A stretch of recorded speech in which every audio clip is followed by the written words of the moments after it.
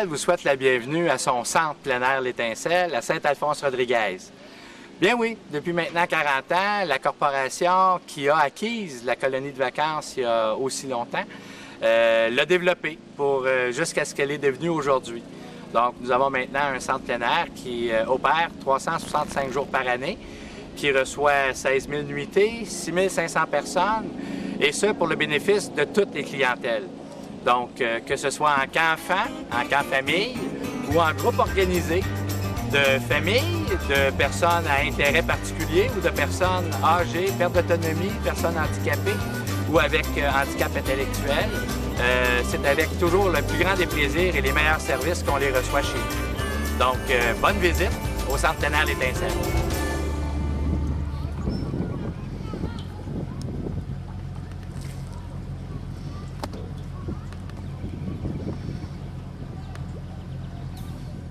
Saint-Henri est l'un des plus anciens quartiers de la ville de Montréal et possède un grand passé industriel. Utilisant le canal de la Chine comme voie privilégiée de communication, ce quartier fait partie, au début des années 1900, du plus grand centre industriel au Canada. Malheureusement, durant les années 50, les choses se gâtent. En effet, le canal de la Chine est condamné par l'ouverture de la voie maritime du Saint-Laurent. Et de plus, les manufactures commencent à fermer, faute de s'être modernisée. C'est une population peu scolarisée qui voit son gagne-pain lui glisser entre les doigts. La qualité de vie des gens connaît une dégradation rapide. Les logements sont mal entretenus et vieillissants. Le chômage augmente. Les demandes d'aide sociale se multiplient. C'est sur cette trame de fond qu'en 1967-68, des professeurs de l'École secondaire Saint-Henri, assistés par des personnes intéressées du milieu, ont mis sur pied la Corporation de l'Étincelle. C'est pour apporter une certaine stimulation auprès des jeunes et des familles du quartier. C'est aussi peut-être une façon d'influencer leur vie. Si on se rappelle les années 60, c'est une époque où le nombre de jeunes était très grand. Puis, on s'apercevait que la communication était difficile. Alors, ils avaient décidé un groupe de personnes, et en particulier un professeur du nom de Jean Néron, qui a noyauté les personnes. Ils avaient décidé de former ce qu'on appelait un camp-école.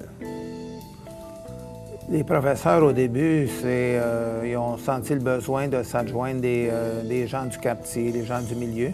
Il faut dire que c'est des professeurs de Saint-Henri, de Montréal.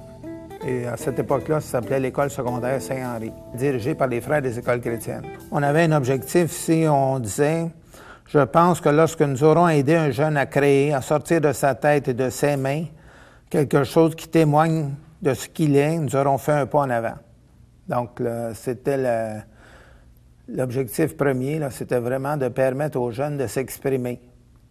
Ce qu'on croyait, ils ne pouvaient pas faire dans les classes habituelles. Lorsque le camp a été acheté, ça faisait 2 ans que le camp était en faillite.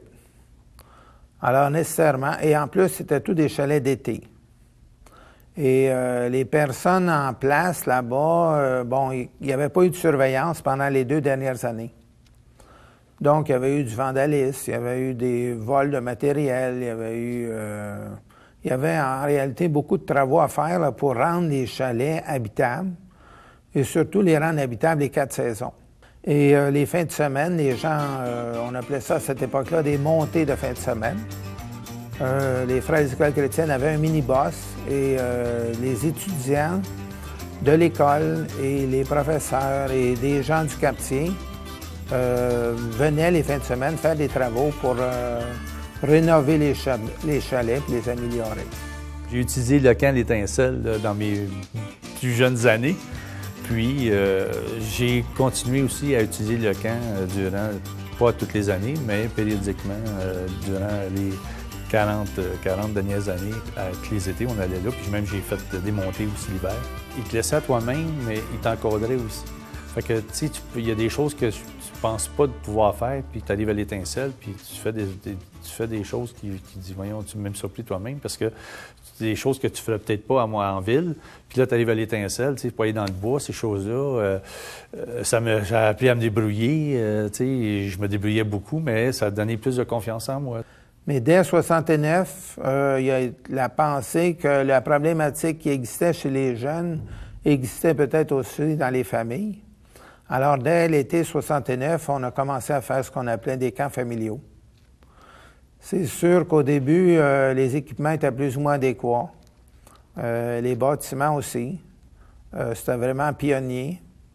Et à un certain moment, il fallait tasser les lits parce que le toit coulait ou les gens étaient compréhensifs par contre et s'impliquaient aussi dans l'organisation. C'est seulement qu'en 1985 qu'on avait décidé d'élargir la population et à ce moment-là, lorsqu'on a construit un pavillon pour les personnes âgées et handicapées, alors on a commencé à recevoir ce type de clientèle-là. Une clientèle diversifiée amène une problématique aussi grande, puisqu'en voulant satisfaire toutes les clientèles, il faut développer des ressources pour chacune de ces clientèles-là.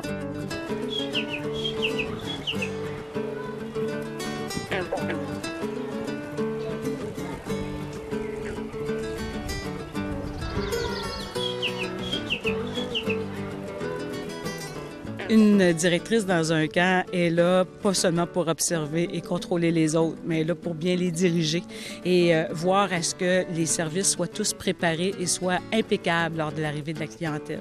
Donc, une directrice est là pour chapeauter le tout et de voir à ce que lorsque le client quitte, le sourire soit là, présent et que ce soit une réussite totale. On a différents types de clientèle. On a de la clientèle scout, chorale, troupe de danse.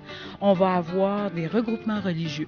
On va avoir des enfants en colonie de vacances et on va avoir des familles en colonie de vacances, qui fait en sorte que tout ça chapeaute dans une structure de 365 jours par année. La fonction d'une coordonnatrice, en fait, c'est vraiment coordonner tout ce qui se passe sur le terrain, se promener entre les plateaux. Moi, je m'occupe du personnel de l'animation seulement, là. En fait, l'animateur, son rôle, c'est d'animer les jeunes. Soi-disant, on n'a pas seulement des jeunes, on a aussi des familles qui viennent et des personnes âgées, ainsi que des handicapés.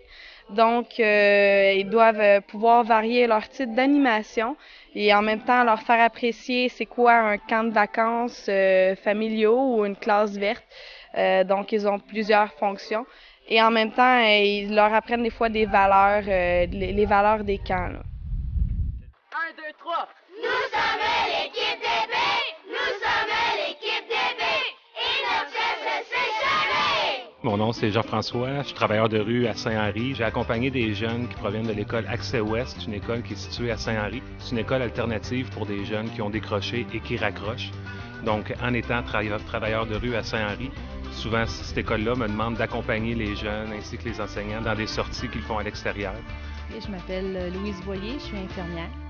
J'ai été choisie comme mère accompagnatrice pour un groupe de 50 jeunes de 5e année. J'enseigne à l'école Coursol à Laval en 5e année.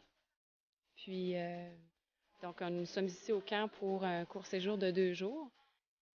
Bien, c'est pas mal bien organisé. Moi, j'ai bien aimé les activités. Les moniteurs sont très enthousiastes. C'est pas mal intéressant. C'est une expérience qui est vraiment unique parce qu'il y a plusieurs élèves qui n'ont pas l'occasion d'aller dans des camps parce que ça coûte quand même beaucoup de sous aller dans des camps. Puis, donc, c'est une expérience pour faire des activités qui sortent de l'ordinaire, entre autres l'escalade, l'hébertisme, le tir à l'arc. Donc, ils sont très contents d'être ici. Il y en a qui appréhendaient un petit peu faire un dodo à l'extérieur, mais ça s'est bien passé. Puis, tout le monde avait le sourire ce matin. On a apprécié, les activités sont bien organisées, puis on mange très bien aussi. Alors, les types d'activités qu'on a ici, on offre beaucoup de choses, soit l'escalade, tir à l'arc, rabasca, randonnée pédestre, des activités comme survie, écologie, on leur apprend des choses importantes sur la nature, tour de ponton qu'on peut offrir, d'animation autour des feux. On a de l'escalade. Alors, comme vous pouvez le voir, on a beaucoup de choses. Ah oui, on peut aussi faire du camping. Je pense que ça valorise beaucoup les jeunes. On en a beaucoup qui sont des jeunes de ville qui n'ont jamais eu d'expérience comme ça. Alors, ils sont fiers quand ils sont capables de faire comme l'hébertisme. Ce matin, il y en a plusieurs qui ont été capables de le faire malgré la peur des hauteurs. L'autonomie aussi, parce que il y en a quasiment la moitié que c'est la première fois qu'ils découchent de la maison. Alors, de se prendre en main puis d'être loin des parents, ça leur fait du bien. De changer de quotidien. Vous savez, quand on est en ville, quand on va à l'école là, on est souvent là. Donc, de sortir à l'extérieur, de faire des activités à l'extérieur, de voir d'autres choses, de sortir de notre réalité quotidienne, ça apporte une petite libération, de l'air pur, donc, puis de rencontrer d'autres gens. Fait que c'est de changer d'air, de voir d'autres choses, puis de rencontrer du nouveau monde. C'est vraiment une belle occasion pour eux de se dépasser. On a des services qui vont de l'hébergement uniquement. Donc, des gens viennent chez nous, vont réserver un chalet et vont s'attendre à ce que le chalet soit propre et vont être autonomes dans tous les autres services, qu'on parle de nourriture ou d'animation. Ils vont s'auto-gérer. Par la suite, on a des services qu'on dit mi-réservation, dans le sens qu'on offre un service d'hébergement, on offre un service de repas, mais ils sont autonomes dans la structure d'organisation de leur séjour. Par la suite, on a des formules de séjour qui sont dites tout organisées. Les gens arrivent ici, ils n'ont rien à penser, si ce n'est que se lever le matin et qu'ils vont se coucher le soir. Mais en dehors de ça, on les structure dans l'organisation des repas, de l'hébergement et de l'animation. Je suis animateur au centre de plein air L'Étincelle. Je m'occupe souvent plus des adultes parce qu'on dirait que j'ai plus la twist avec eux autres. Puis il y a des groupes, il y a comme un moniteur pour les adultes, mais il y a un moniteur aussi pour les groupes d'enfants, il y a un moniteur pour les 5 à 7 ans, un moniteur pour les 7 à 9, tout ça. Mais moi, je suis plus spécialisé pour les groupes d'adultes, pour ce qui est des activités, tout ça. Je me sens plus à l'aise là-dedans. Quand on fait des feux, on dirait qu'un feu, là, puis du monde alentour, une guitare, puis il me semble que c'est le fun. C'est toutes les chansons, puis l'énergie qui se dégage, puis le monde, tu le vois dans leurs yeux comme ça, parce que justement, il y a beaucoup de monde de la ville qui viennent, puis tu vois quand ils arrivent ici, puis ils sont alentour du feu, puis les jeunes capotent, les guimauves, puis tout ça, c'est mon trip, c'est cool. Il y a des familles qui, sans le support ou l'apport d'une contribution dite volontaire de notre part, du Centre plein air L'Étincelle et de la corporation qui est maîtresse et propriétaire du Centre plein air L'Étincelle, il y a des familles qui ne pourraient se permettre d'avoir des vacances. Donc oui, nous avons 5 semaines dans l'été où ce que nous attribuons à la clientèle familiale sous forme de subventions, si on veut un support à des vacances, des supports monétaires à des vacances. Cette année, je suis revenue avec ma petite fille, dont je venais avec son père il y a déjà 35 ans. Et je voulais lui faire connaître ce que c'était la vie de camp et de côtoyer des jeunes en activité. Présentement, je suis mère à la maison. J'ai 2 enfants, j'ai Ludovic ici, puis Maïka. On fait des activités, comme venir ici, c'est une très belle activité. Puis à des prix moindres. Ça nous permet de sortir avec nos enfants, puis développer une relation vraiment bonne avec nos enfants. Disons que pour moi, au début, c'était une place vraiment d'évasion. J'étais parent monoparental et c'est ce qui m'a permis de venir prendre des vacances à Primodic et que j'ai pu connaître des activités qui continuaient aussi à Montréal à cette période-là. Et je pense que c'est un endroit où on peut se permettre la villégiature, vraiment vivre et ne penser qu'à la nature et penser à soi, s'amuser. On aime ça s'amuser avec nos enfants, mais on n'a pas toujours des idées. Puis ici, ils nous aidaient beaucoup, là. C'est le fun. Mettons, les familles monoparentales, les familles à faible revenu, peuvent tout de même connaître des vacances selon leurs moyens. Oh, il y a des sacs ici! Plus chaud que le... Je nage comme un chien! Les vacances, on vient passer 3 périodes de vacances par année. Là, c'est celle de l'été qui est la plus longue de 9 jours. Et puis un autre en automne et un autre au printemps. Je me cherchais des vacances sécuritaires parce que je suis handicapée visuelle, où les repas étaient faits. Les gens aiment bien ça. Tout est compris, la nourriture, la chambre. Puis on arrive, on n'a pas de problème. Moi, je trouve ça très intéressant parce que ça permet aux gens de prendre des vacances à un prix qui est vraiment raisonnable. Ça donne l'occasion de prendre la grande air. Il y en a qui n'ont pas des grands... Ils ont juste un balcon en ville. Ils viennent ici, puis là, ils circulent comme ils veulent. Ils font ce qu'ils veulent. On a beaucoup de plaisir ensemble, puis la relation entre les générations est très bonne aussi, avec les gens qui sont handicapés. Il y a beaucoup de respect. Tout le monde fait sa petite part, puis c'est le fun. On est comme une belle famille. Hein?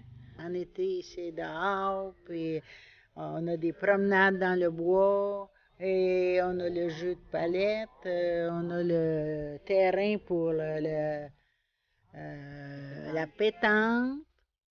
Le ponton, on va faire le tour du lac, ça prend à peu près 1 heure.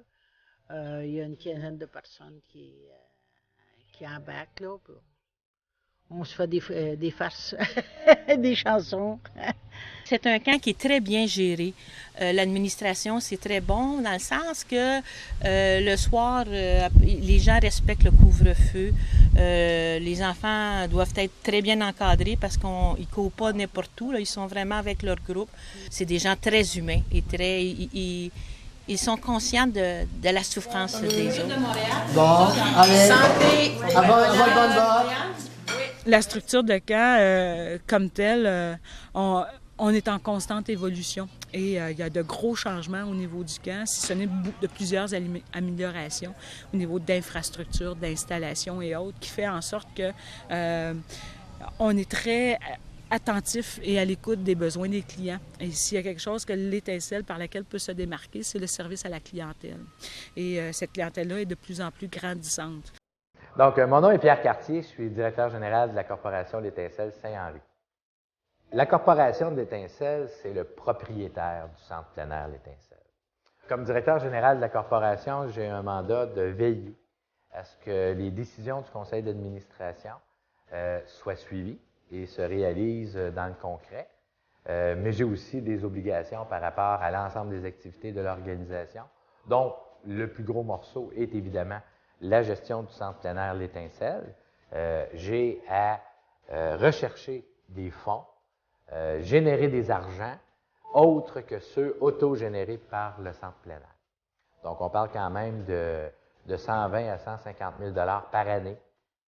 Si on n'avait pas accès à ces argents-là, qu'on voulait gérer le centre simplement comme une entité et que la corporation n'aurait pas d'autres types d'opérations ou de fonctionnement, ça veut dire qu'il y a 150 000 $ de plus qu'il faudrait générer avec l'activité du centre. Donc, on comprend très vite qu'il n'y aurait pas de place pour les faibles revenus. Je suis membre du conseil d'administration de l'Étincelle, la corporation de l'Étincelle, je suis président. Une fois par mois, on a des réunions. Tous les membres du conseil d'administration, on est les yeux de la corporation au niveau du camp, au niveau du bureau de Montréal aussi, pour voir si les gens font leur travail adéquatement. Le directeur général et la directrice du camp ont pas mal les mains libres, on leur fait pleine confiance, mais des fois, il y a des décisions qu'il faut vraiment que ce soit les gens du conseil d'administration qui prennent les décisions et qui votent pour pouvoir prendre les bonnes décisions qui vont améliorer la vie au camp. Au travers de la gestion du centre, évidemment, il y a toutes les relations avec d'autres organisations et aussi les différentes instances de gouvernement municipaux, provinciaux, fédéraux, peu importe, qui sont sujets de pouvoir contribuer à faire en sorte qu'on puisse davantage faire au niveau de la corporation pour remplir nos buts et objectifs.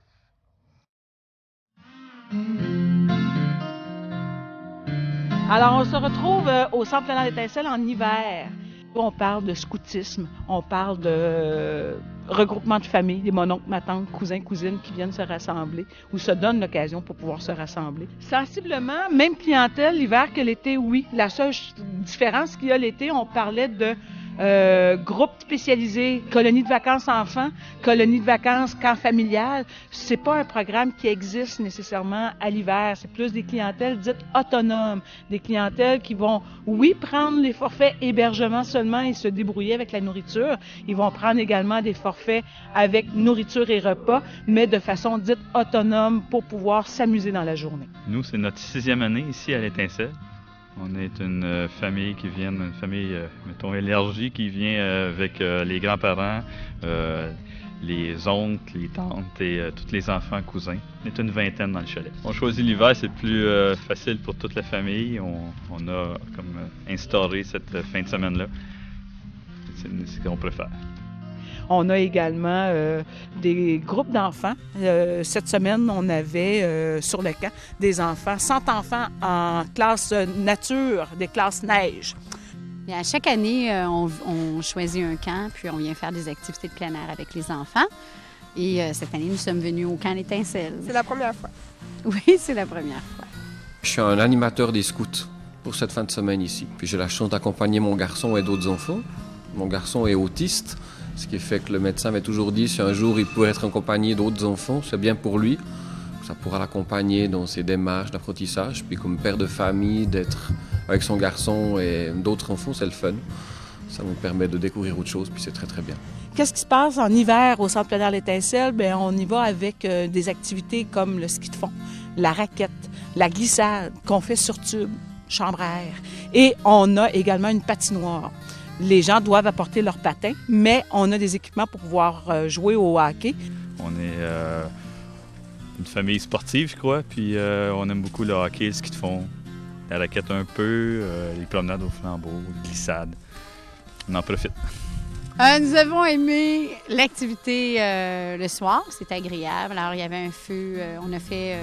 La marche au flambeau. C'est ça, avec le feu de camp, plein air. Ça, c'était agréable, les enfants ont aimé.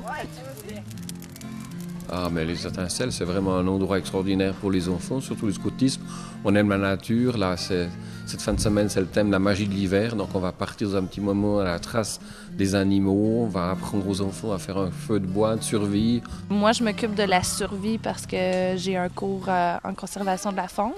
Je leur apprends comment faire un feu avec ce qu'il y a dans la forêt, là, s'ils sont mal pris à faire un feu. Puis un feu des SOS là, pour qu'ils soient capables de se faire repérer facilement, rapidement en forêt, puis de se construire un abri s'ils devraient passer la nuit dehors en forêt. On va de l'autre côté, tout le monde! On va voir la cabane de ceux qui en ont fait de l'autre côté! Ouais, moi aussi! J'en ai fait une, ma part! Oui, on va y aller la voir! Bon, premièrement, c'est une belle installation en forêt, en montagne, avec le lac à côté. On a les activités, comme je disais tantôt, à proximité, avec de l'équipement qui nous est prêté. Il y a assez de sentiers de ski de fond et de raquettes pour passer plusieurs heures en forêt. Il est certain que ça nous demande d'aller tracer en forêt, de nettoyer les sentiers dans lesquels on marche l'été, de s'assurer que les branches sont coupées un petit peu plus hautes pour pouvoir bénéficier de beaux sentiers bien dégagés. Ça exige également de la part de nos machineries d'aller tracer les sentiers pour le ski de fond avec une machine spéciale pour ça. Ça exige des bras, une souffleuse pour aller ouvrir la patinoire lorsque Mère Nature nous a envoyé une bonne bordée. Et bien entendu, des équipements autres que ceux habituellement l'été. Donc, on parlait tantôt de balais et de ballons pour jouer au ballon-ballet, des équipements de ski de fond. Ça nous prend une diversité là, de grandeur. On va jusqu'aux tout petits de 5 ans, jusqu'aux adultes de 77 ans. On arrive le vendredi soir avec toute notre bouffe et notre équipement pour le plein air. On a un plan, un programme pour toute la fin de semaine avec des heures prévues pour les activités. Donc, notre famille a son heure de glace, son heure de glissade et de ski de fond. Puis, notre journée est planifiée, mais quand même, on a les libertés de faire un peu ce qu'on veut, de décider si on veut faire l'activité ou pas. Les gens vont louer un chalet en fonction du nombre de personnes qu'ils sont. Donc, c'est nous qui les dirigeons vers les chalets disponibles en fonction du nombre de personnes. Donc, si un groupe est composé de 20 personnes, on a les possibilités de les mettre à différents endroits, comme le chalet d'Annie ou le chalet du lac, ou encore, s'ils sont une douzaine de personnes, on a 4 petits chalets pour pouvoir répondre à ce besoin-là. Les chambres sont très adaptées pour les enfants de cet âge-là. Donc, les louveteaux, c'est 9-12 ans. C'est des petites chambres, 4-5 lits, une super cuisine. Non, c'est parfait, quoi. C'est vraiment bien pour des groupes. À l'intérieur du chalet, tout est équipé pour pouvoir faire la cuisine. Les chambres sont confortables. un foyer avec des berceuses pour pouvoir reposer nos muscles un peu endoloris. La nourriture, les gens ont la possibilité d'apporter leur propre repas. Donc, d'arriver avec, en plus des bagages, l'épicerie au complet pour pouvoir faire à manger dans les chalets. Sinon, on a 2 concessionnaires qui peuvent fabriquer un menu équilibré et offrir les repas de déjeuner, dîner, souper à toute la clientèle. Et c'est les clients qui vont faire un choix également dans les menus proposés par le dit concessionnaire. C'est un endroit très calme, qui respecte bien la philosophie des scouts, la nature. Donc c'est très très bien ici, c'est vraiment super. C'est ces 2 jours, tu sors de ta vie professionnelle, ta vie de famille, tu te reviens là. Pour les enfants, c'est un changement entre l'école et la maison. C'est apprendre l'esprit d'équipe, la solidarité, le partage, le respect entre eux. Je trouve que c'est vraiment bien, quoi. C'est vraiment des expériences extraordinaires.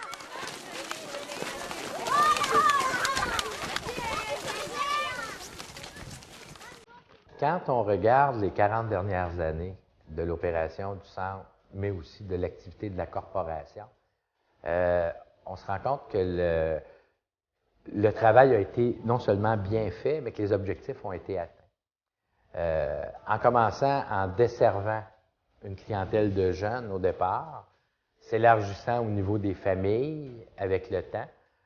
Aujourd'hui, les jeunes, les familles et les personnes d'un certain âge, avec ou sans handicap physique ou intellectuel, on en est venu à desservir sur une base annuelle toutes les clientèles. Mais la priorité est encore aujourd'hui, comme elle l'était au début, axée sur les personnes à faible revenu ou avec souffrant d'un handicap physique ou intellectuel. Ça fait en sorte qu'on se doit d'être heureux de voir qu'après 40 ans, on a toujours poursuivi la même mission avec succès et qu'on entrevoit aujourd'hui pour les 40 prochaines années, au moins, réussir encore à desservir ces mêmes clientèles, donc à poursuivre les mêmes objectifs et à avoir aussi les mêmes résultats. Pour ce qui est du développement futur, bien écoutez, c'est certain qu'on est toujours en sollicitation aussi auprès de bailleurs de fonds.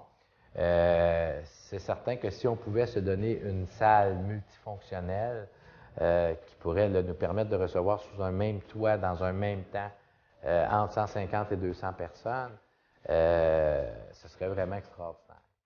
Cette entreprise-là n'est vraiment pas en péril de quelque façon que ce soit, au contraire. Elle est florissante.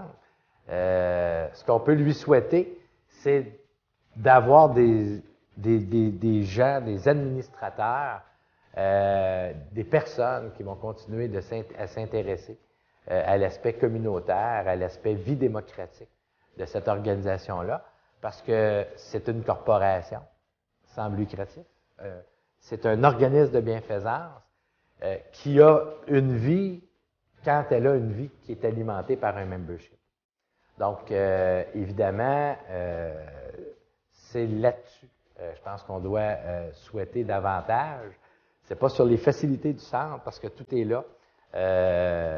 Tout va très bien, mais c'est davantage dans la stimulation de personnes, personnes du milieu, personnes qui peuvent construire ou continuer d'alimenter notre bassin de membres pour qu'un conseil d'administration puisse aujourd'hui, demain et encore dans 40 ans être formé de gens qui auront à cœur la réalisation de la mission de la corporation. À l'école secondaire Saint-Henri, il y avait un journal qui s'appelait L'Étincelle. C'est à partir de ce nom-là qu'ils ont décidé d'appeler le nouveau camp, le camp Étincelle. C'est sûr que si on regarde un peu l'origine, il y a un petit peu quelque chose aussi. L'étincelle, c'est ce qui permet d'allumer le feu. Puis le feu, après qu'il est allumé, il ne cesse pas de grandir. Alors, il suffit de l'alimenter. Et c'est un peu ce qu'on a voulu à l'étincelle, là. On a voulu partir quelque chose, puis faire un grand feu avec ça. Alors, c'est ce qui est devenu l'étincelle aujourd'hui.